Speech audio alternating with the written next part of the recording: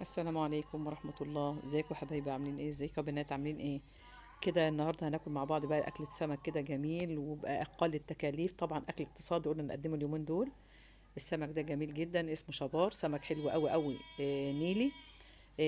كان موجود بقى في السوق قدامي، وده مش بيبقى موجود على طول السنة. فقلنا نجيبه ونعمله معاكم أكلة اقتصادية وأكلة حلوة وبروتين وخفيف وطعمه زي العسل. كده جبناه. كل السمك ده هو كيلو ونص ب50 جنيه، يعني كيلو ب35. أكلة موفرة واقتصادية وأكلة مغذية لنا وولادنا. وقلنا نعمله معاكم زي ما انتم شايفينه كده. جبته وشويته وعملته مع جنبه حبة سلطة، عايز تعملي حبة بطاطس جنبه أو هو لوحده بس كده كوجبة غذائية كاملة ب50 جنيه. فين الأكلة دلوقتي ب50 جنيه؟ ماشي يا حبايبي، ان شاء الله نخش مع بعض على الفيديو، نسمي ونصلي على الرسول صلى الله عليه وسلم، ونبدا في السمك الجميل اللي شايفينه الصابح ده. هو ده مش بيبقى موجود على طول، فلقيته بقى حلو كده في السوق زي ما انتم شايفينه كده، اخضر وجميل جدا ولسه صابح وكان صاحي. فقلنا نجيبه ونعمله معاكم. تمام كده بطريقه سهله وطريقه بسيطه. ولا لا دخان في الشقه، ولا يعني ايه الشقه تتزفر ولا اي حاجه، بطريقه حلوه. هنخش مع بعض ونشوف شوينا السمك ازاي. وقبل كده عملته معاكم برضو طريقة شوي السمك برضو بطريقة تانية، اللي هي بطريقة الملح، اللي هو الملح الخشن، وكان طعمه حلو جدا برضو. النهاردة بقى هعمله معاكم برضو بطريقة جميلة قوي قوي. هنمشي خطوة بخطوة. كده جبت السمك زي ما انتم شايفين، ما فتحتش بطنه لان هو صغير، بس الجسم بتاعه مليان لحم بسم الله ما شاء الله.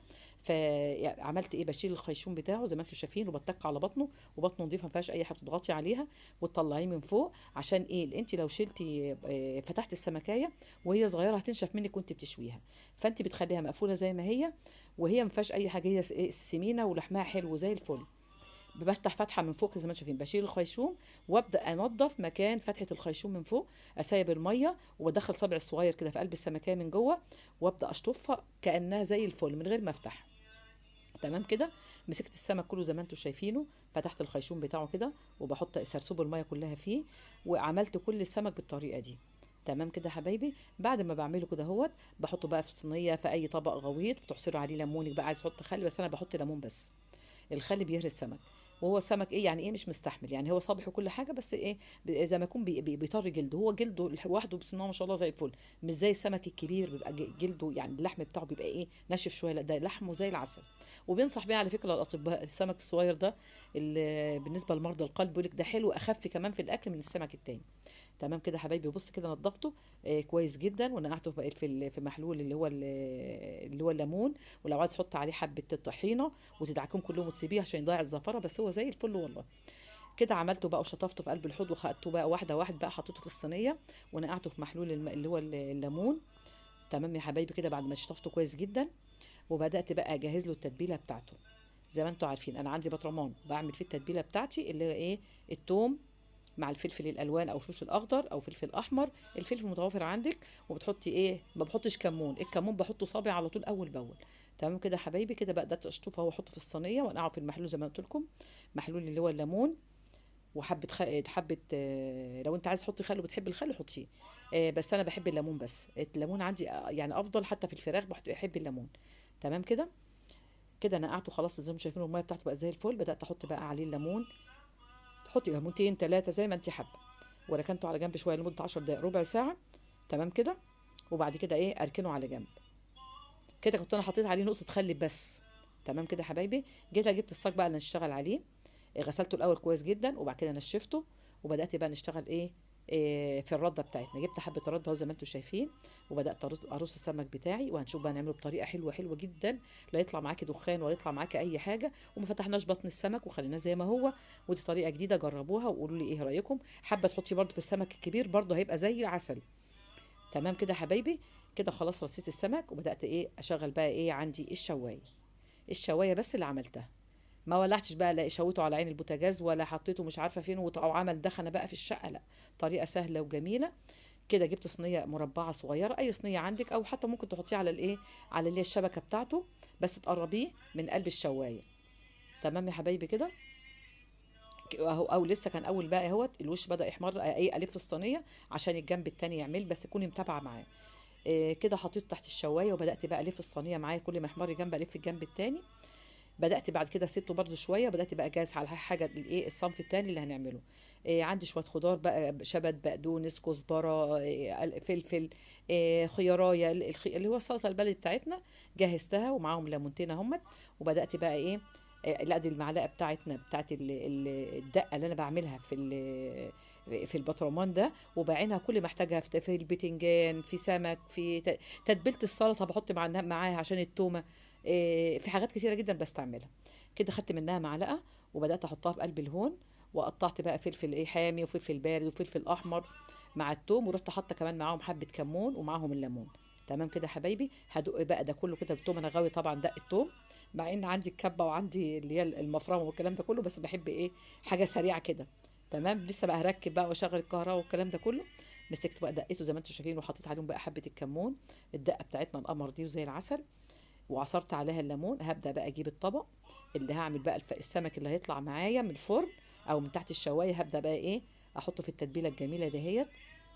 تمام كده. وبعد كده تدوقي، ممكن يكون دلعه على حسب ما انت بتحبي طعم السمك، عايزاه حد قوي، عايزاه الدقه بتاعته خفيفه، زي ما انت حابه. جبت الميه اهوت، ورحت عصره فيها الليمون والدقه بتاعتنا اللي بقول لك عليها، وبدات ايه اركنها لحد ما السمك يطلع من الفرن.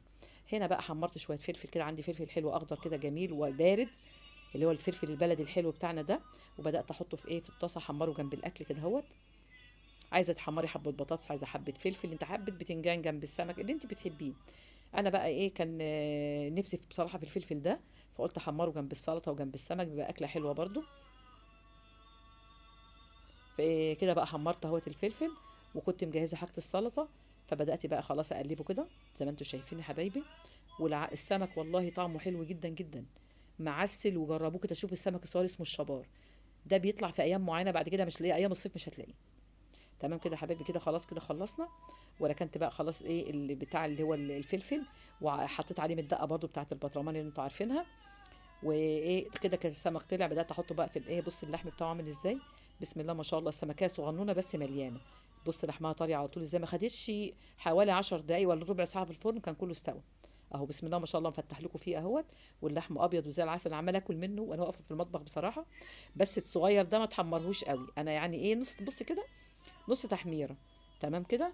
وببدا احطه بقى كده عشان يبقى طري بايه بنفس الطراوه بتاعته، وتتابعيه ما يتحمرش قوي عشان ايه صغير، لكن لو كبير حمريه زي ما انت عايزه تحمريه، لان هيبقى فيه لحم من جوه كتير. تمام كده. كده بدات بقى ارصه اهوت في قلب الصينيه بتاعت التقديم. وطبعا وانا عماله اشتغل بقى باكل وادوق السمك بقى كده واحنا واقفين، السمك عسل بصراحه وخفيف وحلو. تمام يا حبايبي كده. كده بدات اعمله زي ما انتم شايفينه، وب 50 جنيه بس عملنا وجبه. شوفي انت ال 50 جنيه اللي ما عادش بتجيب حاجه دلوقتي، فده بروتين حلو ومعاه شويه سلطه وعيش بقى اسمر كده، عايز تعملي معاهم حبه رز صياديه، عايز تعملي معاهم اي سمك اللي هو رز الاحمر، طبعا دي حسب رغبتك انت.